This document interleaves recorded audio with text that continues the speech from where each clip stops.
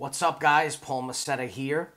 And this week, when it comes to the art of communication, we are talking about NLP. But not just any kind of NLP, not the same NLP that everybody else talks about. I'm talking about something called Stealth NLP.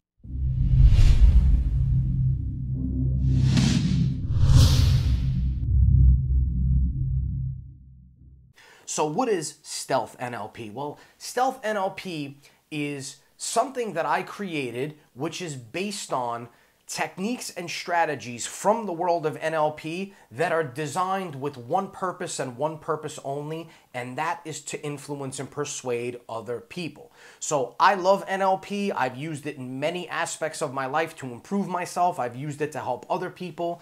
But what fascinates me most about NLP is that it's really a blueprint to the human mind. It's a way of really understanding the way people think, feel, and behave. Well, that's super powerful when it comes to persuasion, right? Because if you can understand how somebody thinks or why they think a certain way or why they feel a certain way or why they behave in a certain way, you can use that information to influence and persuade them. And so that's where this concept of Stealth NLP was born. And so today, I want to share a very important message with you regarding using NLP to influence and persuade other people, and it has to do with feedback. So let me read this to you. When I ask people about the most important part of a conversation, they will inevitably say what I say. They believe that that's the most important thing. But really, what I want you to think about is to reverse that misconception. See, communication doesn't actually begin until you understand where the other person is coming from. So how do you do this, right? How do you actually make that happen? You achieve this by gaining feedback from the other person. Without feedback, there's no conversation. It is impossible to provide well-calibrated responses in a conversation if you don't know what the other person is thinking or feeling. So from now on, think of conversations as a means of gathering information. When you have your information, you will then be able to craft carefully targeted messages which you can relay to your subject. So, what about mistakes? And what about failures? Everything that you gain from interactions with others, whether they're positive or negative, should be considered as feedback. All the feedback that we get from our interactions can be used to make our strategies and communication techniques better. And I'm not even referring to future interactions. I'm actually referring to just adjusting your positions during a current interaction. Even the worst feedback, like complete rejection of a proposal or ideas, can be used to examine what went wrong in the first place. So, the following factors should be taken into consideration when seeking feedback from another person. First one is small and big goals that drive the interaction.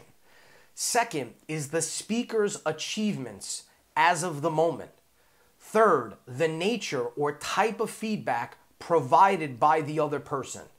4, specific insights gleaned from the feedback. In short, what has the other person taught you so far during the interaction that you can use to persuade them? 5, specific feedback that can be used to improve the interaction or future interactions with the same subject or other people.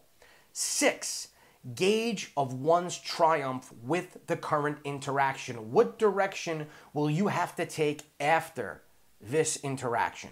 And so I know that might be a lot to take in, but really the moral of the story here is that the most important thing that you should focus on when you're communicating with someone else is not necessarily what you say, but the feedback that you get from the other person, and then that should dictate what you say.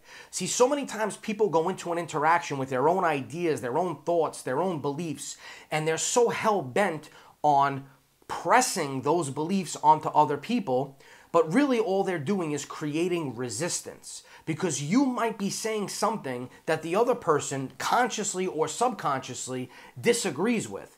And when that happens, they begin to resist whatever it is that you're saying, and that's definitely not a good thing. So, moral of the story here is, instead of focusing so much on what you have to say, focus more on the feedback that you get from the other person, and then let that dictate what you're going to say. If you like what I shared with you in this video, you can go pick up my course, Stealth NLP, where I teach you this and a whole lot more. You get 5 training manuals, you get 2 free bonuses, and for a limited time, you get a nice discount on it. You could just click the link below in this video and grab your copy today. If you enjoyed this video, make sure to give it a thumbs up, leave a comment, and make sure you subscribe.